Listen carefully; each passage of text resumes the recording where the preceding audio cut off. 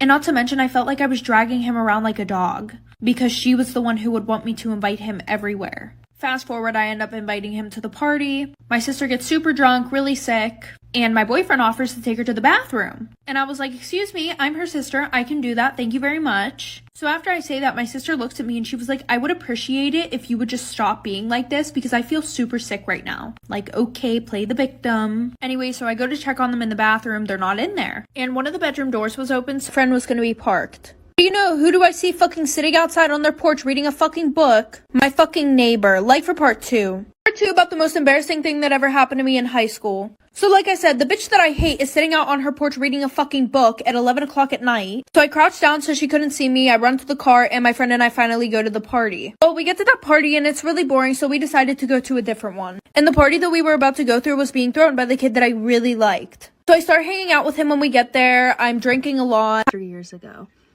So I don't have any of my senior photos on any of my social medias. So this man literally looked up my family or something and found out the photography page I got my pictures done by, and he printed a picture, like a senior photo of me out, and he had it held up to the window. After I saw that he had that picture, he was to my house. And when he saw me see him see me, I've never seen no one behave like this before. He started doing flips. Because I remember this so vividly. He started doing like cartwheels, flips, roly-polies, like he was just throwing himself all over the grass. You know when animals do all those mating dances to try to get the other animal to mate with them? That's basically what he was doing. I was just looking at him like...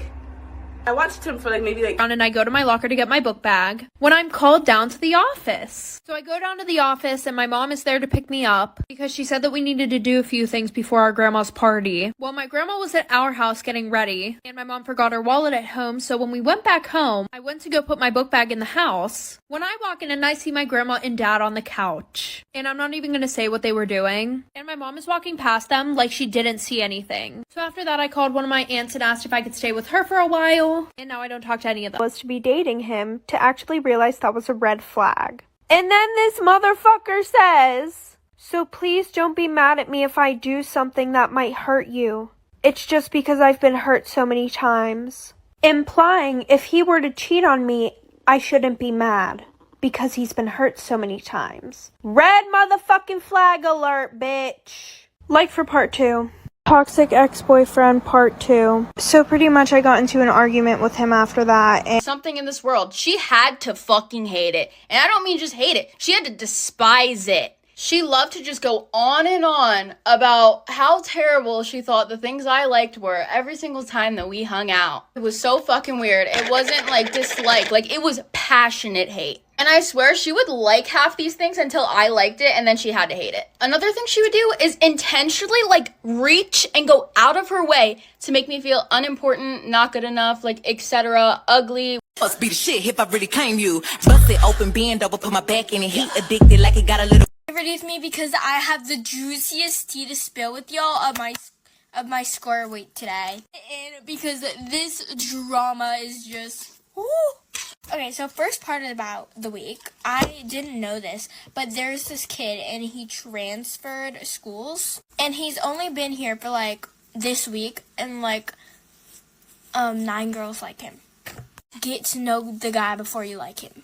Okay, and supposedly he tried getting all the girls' numbers. And well, one of my biggest fears when it comes to like boys and relationships and stuff is the fact that it could be a dare and I would just like never know. And nobody talks about how behind it makes you feel to not have a boyfriend in high school or not be having any of your friends. It almost makes you feel like you're unlovable because why can you like never get that? And I hate that I feel this way about like never having a boyfriend or anything. She would have flipped. So he drives me to my mom's house, like for part 2. Part 2 about the worst night of my life. So before I got to my mom's house, I called her. And I pretty much just told her that I was with my stepdad and I wanted to come see her. Like I said, she lived 5 minutes away. So as soon as we pull up, she walks outside. And she starts screaming at my stepdad. She's like, those are my kids. You're not allowed to see them, blah, blah, blah. Even though my dad had full custody and he could decide who we could and couldn't see. So after that, we walk in the house. She isn't saying anything. Right. As I'm on the phone with 911, mind you, I'm still at the stop sign. Hazards on, obviously.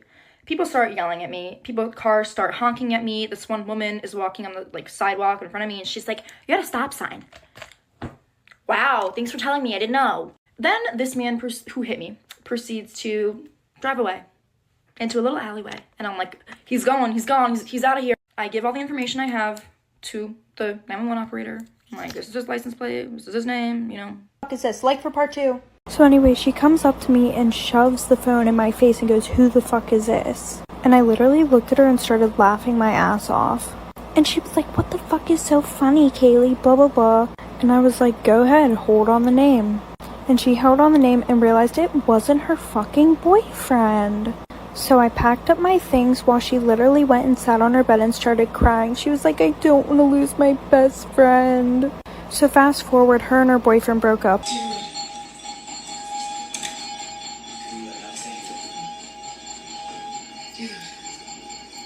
It was bad. It was really bad.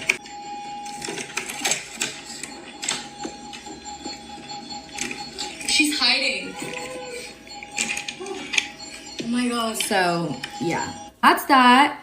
I can honestly talk about this for so long. I have so many videos. I have a whole album in my phone called Stalker. I'm guessing the man who she was on FaceTime with was in the car, and he was sitting right where my car door was. So my mom and I decided to walk around a little bit, and this lady is just following behind us the whole time. So we call my dad, who was across the street at another store. We told him about the situation, so he comes and picks us up, and then he sees the car pick the lady up, and they start following us. So then they followed us for about 25 to 30 freaking miles. And then they ended up turning off on some random road. And I have a feeling if my mom and I didn't pay such close attention to what they were doing.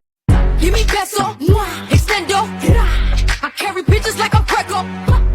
Has a crush on her and always gives her free drinks. So we're sitting there having a really good time drinking at the bar. So while we're sitting there, we hear a bunch of clapping and cheering coming from outside. So us being drunk and nosy, we go out there to see what's going on. And what are the chances I walk out there and my boyfriend is down on one knee in front of another girl? And I'm not very confrontational whenever I drink, so I told my best friend to just take me back to her house. When we got back, it was around 6 p.m. And my boyfriend tells me that he's just going to meet us at the airport like for part 3.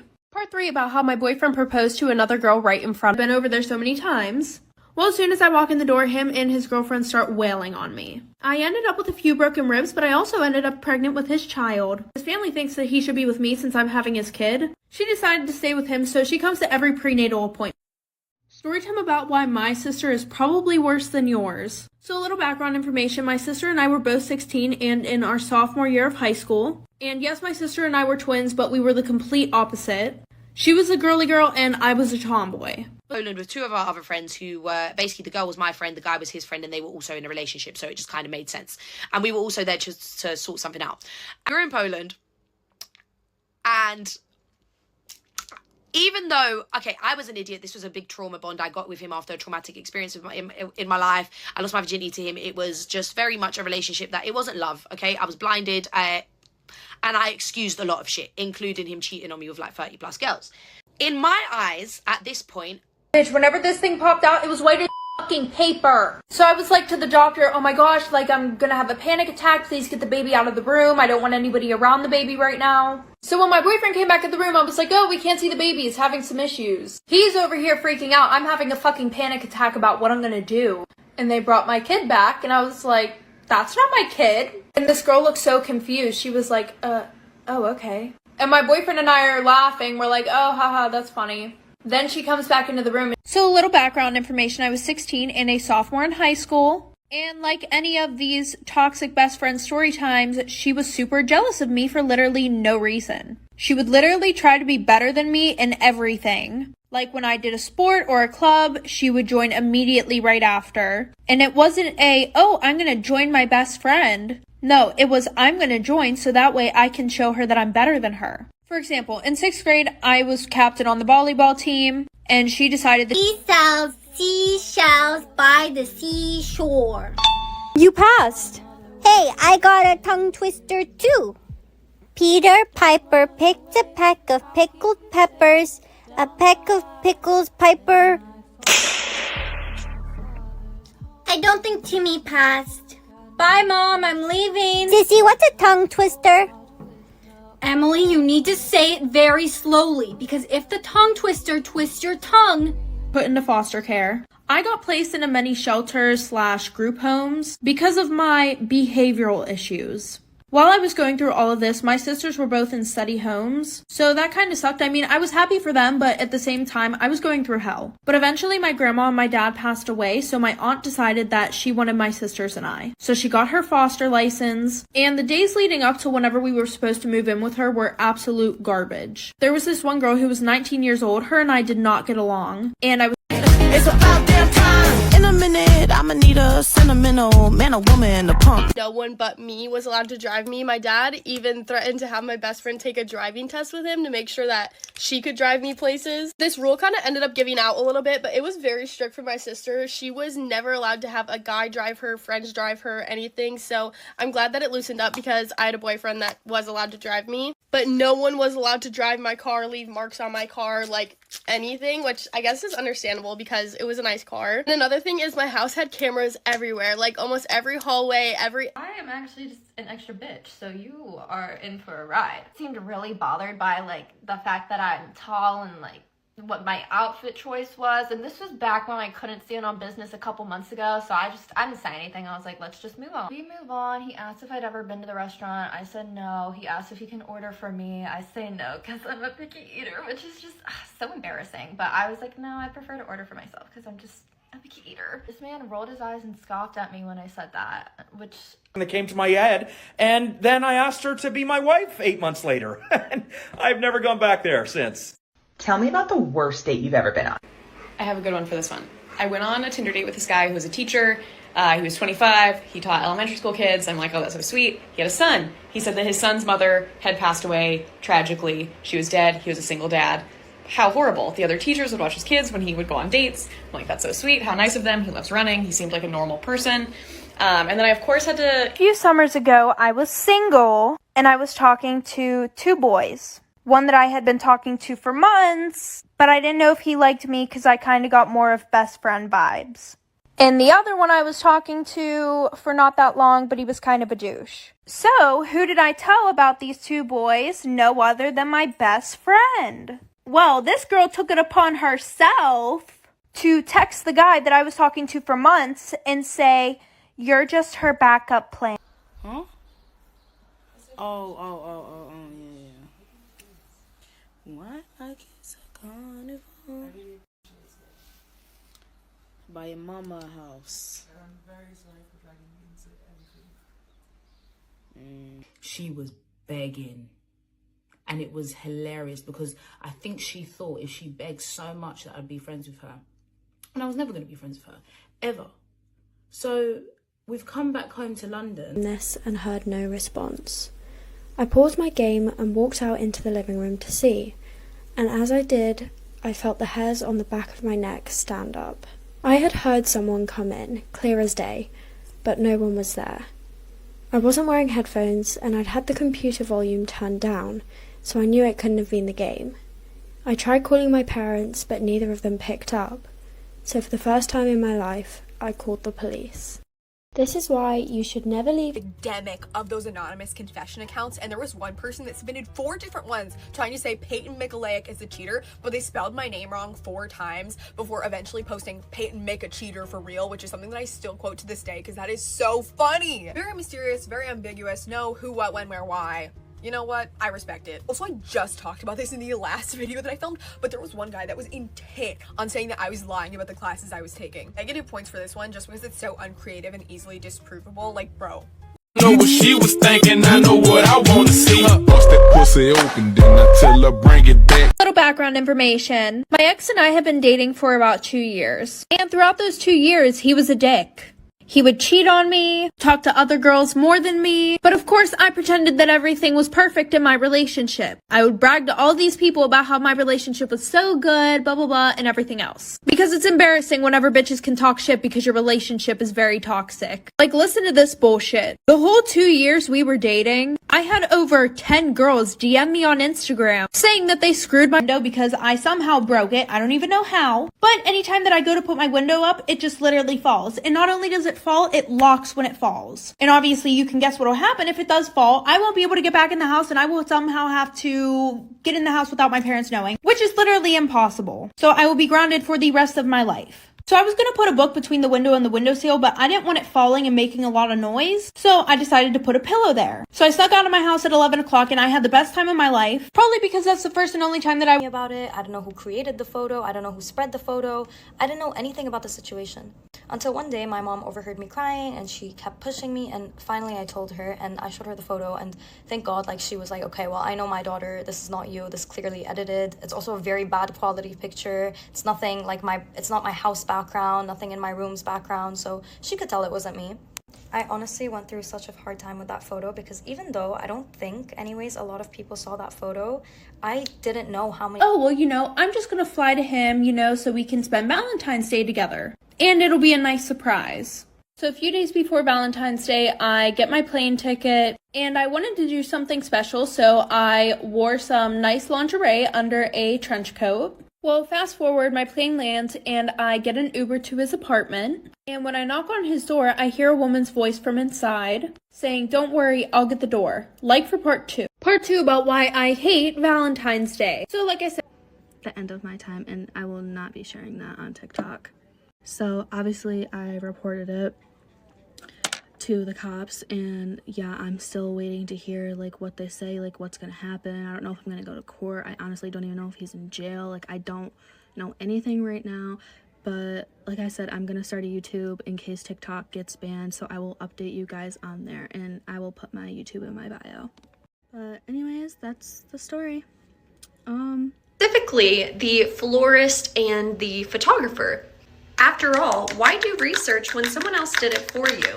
So what are your guys' thoughts on this? How would you react in this situation? And also, it begs the question, if two friends want to have a wedding very close together, what is too close? Is having it in the same month too close together? In the same week? You know, what defines that? Proof that even the people you trust the most can still stab you in the back. Just don't get it. Those friendships where you guys had— you know I'm the face of the city, bitch. That's why you mad. Under the wallpaper. We immediately notified the police and they sent out a crime scene team. After looking around a bit, they came up to me and said, "Where's the wallpaper you removed from the walls?" Turns out, it wasn't wallpaper. I'm done. Story time. When I was younger, I kept having the same repeating dream about an alleyway in the town where I live. It didn't exist in real life, but I kept getting really freaked out about it. Was going off a lot, and I didn't think to delete any of the messages, like for part 3. Part 3 about how I was the toxic best friend. So like I said, I was sleeping over her house the one night, my phone was blowing up, and she knows my password and everything, and I stupidly did not delete the text messages between Jay and I. And I kid you not, I wake up to a slap across the face. It felt like she slapped me with her fist, and it looked like it too because I had a black eye. So I woke up and believe. So I got my boyfriend to text her, and all he said was hated her. But basically what I was trying to do was I was trying to get him to like text her, flirt with her a little bit so she come outside the house. And then poof, it's me, mother. But then you went around telling all his homeboys that he liked you again because he told you hey. Like, you thought that hate was your solution to your delusions? No, Buki, you was getting set up. But it's okay. I had something else for you. In the morning, and my mom comes to get me. Like for part 3. Part 3 about why my mom made me shave my hair off. So, like I said, Nicole put the Nair in her shampoo, and I went to sleep. I decided I was not going to be a part of this little plan. And I wake up in the morning, my mom comes and picks me up, and Ashley's texting me saying, "Hey, was Nicole nice to Kelly?" And I told her about what she did. And Ashley was like, oh my god, that's so fucked up. Like, I'm gonna tell Kelly. And I was like, yeah, I asked my boyfriend where we were, and he said that we had been on this road for a while. So at this point, we're all texting each other. And all of our friends are saying, no, we're fine. This is the way. But then I look up my address on Google Maps, and we are 45 minutes away from my house. So then I send it in the group chat, and now everybody starts to freak out. Not to mention, our Uber driver was on the phone the whole time, but he had his AirPods in, and we couldn't understand anything that he was saying. So that's when my friend Sophie, she was in the front seat, she shoved the direct house because they were just going to drive us to the airport. So my girlfriend and I are super pumped to go on this trip, so we decided to start drinking early, and we went somewhere to get drinks. She suggests this high-end place because the guy at the bar has a crush on her and always gives her free drinks. So we're sitting there having a really good time drinking at the bar. So while we're sitting there, we hear a bunch of clapping and cheering coming from outside. So us being drunk and nosy, we go out there to see what's going on. And what are the chances I walk out there and my boyfriend is down on one knee in front of another girl? And I'm not very confrontational whenever I drink,